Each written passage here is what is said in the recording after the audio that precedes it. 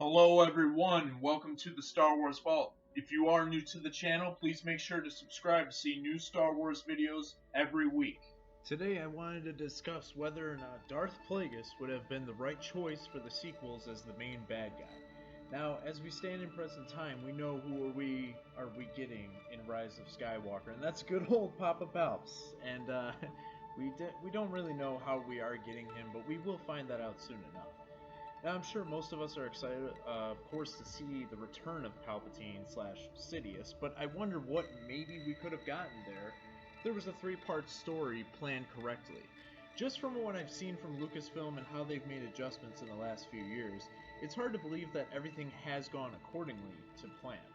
But if we were to sit back and think how could they have gone about this from the beginning, I must say that the tragedy of Darth Plagueis the Wise really feels a certain way, you know? And I must say that according to Disney's new revised canon, that Darth Plagueis, at least for now, is considered Legends. I will say that as much as I love and appreciate a ton of EU content and stories that got pushed aside, this one seems to be the strangest decision to have it not be canon, once again at least at this time. Reason being is that Darth Plagueis was repeatedly referred to and mentioned in the famous opera scene in Revenge of the Sith, which happens to be one of the longest dialogue scenes in the whole saga.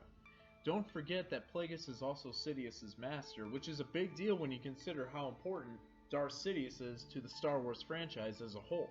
So when we take a look at the sequel trilogy and how that could have been planned differently, it really makes me wonder how Darth Plagueis would have done for the storyline. It wouldn't be the only option, of course, but definitely a familiar one for a lot of fans and for new fans as well, because all they would need to know is that this guy was the master of the previous villain who was thought to be dead or long gone. I personally take a lot of interest in the story of Darth Plagueis and everything that he was trying to accomplish.